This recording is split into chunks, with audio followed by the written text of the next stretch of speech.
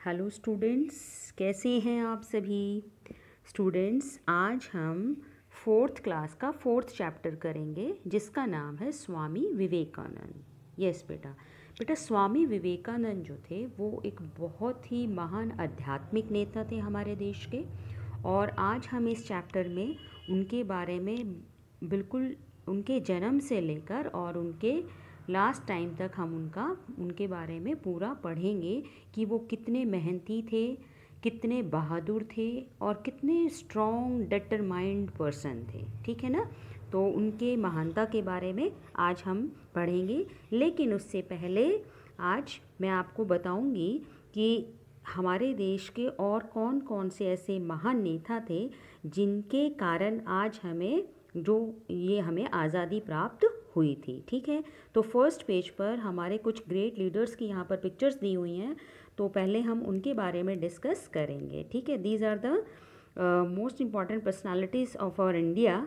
So let's take first picture is of our Mahatma Gandhi. ठीक है ना बेटे। महात्मा गांधी जो थे वो हमारे भारत के सबसे महान, सबसे ग्रेट, मैं कहूँगी, फ्रीडम फाइटर थे। ठीक है। जो आज आप जो इस आज़ादी का आनंद ले रहे हैं, यह सिर्फ उन्हीं के कारण जो है, उन्हीं के प्रयासों के कारण जो है आपको यह आज़ादी मिली है। ठीक है बेटा।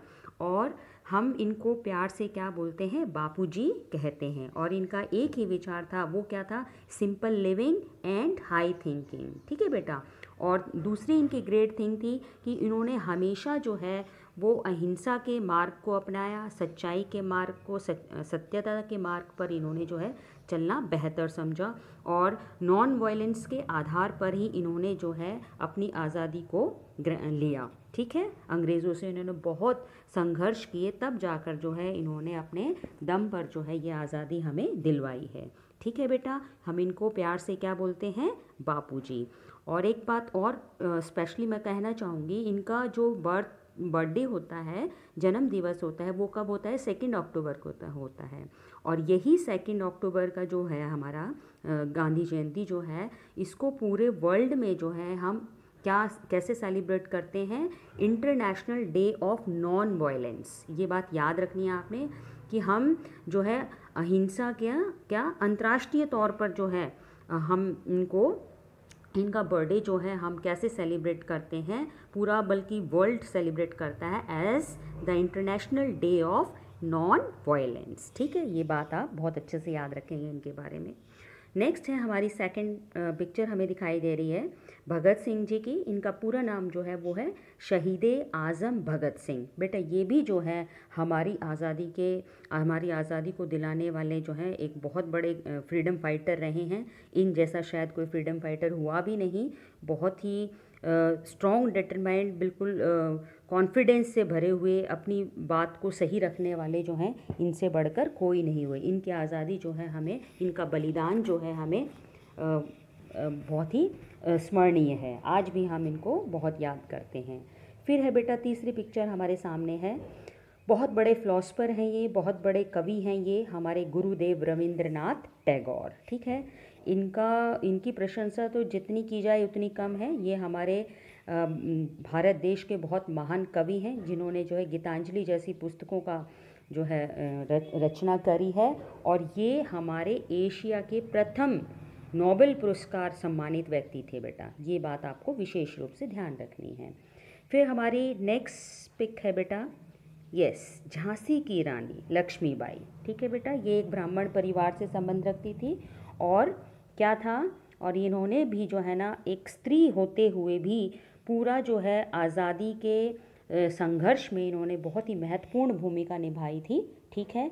और एक बात और भूल गई मैं बेटा, यहाँ रविंद्रनाथ ने जो है हमारा जो राष्ट्रगान जो हम रोज़ प्रेयर में गाते हैं ना, ठीक है ना, जनगण मन, ये उन्हीं की रचना है बेटे। उन्होंने ही जो है इसको लिखा है, ये याद रखना। ठीक है। नेक्स्ट है, अब नेक्स्ट पिक है हमारी स्वामी विवेकानंद। ये तो आपको मैं बता ही चुकी हूँ कि पहले आज हम ये चैप्टर जो है पूरा स्वामी विवेकानंद जी के बारे में पढ़ेंगे, लेकिन मैं उनकी एक कोटेशन आपको ज़रूर बताना चाहूँगी। संभव की सीमा जानने का केवल एक ही तरीका है, असंभव से भी आगे निकल जाना। ठीक है। और दूसरी कोटेशन आपको चैप्टर में भी मिलेगी, उठो जागो और तब तक मत रुको जब तक लक्ष्य की प्राप्ति ना हो जाए। बेटे अगर आप इन दो कोटेशंस को, अगर आप इन दो नारों को अगर अपने जीवन में उतार लेते हैं तो मुझे नहीं लगता आपको कोई आपकी सफलता से रोक पाएगा। ठीक है, तो इन ग्रेट लीडर्स की बातों को बहुत ध्यान से आपने सुनना है और इनको अपने जीवन में अनुसरण करना है।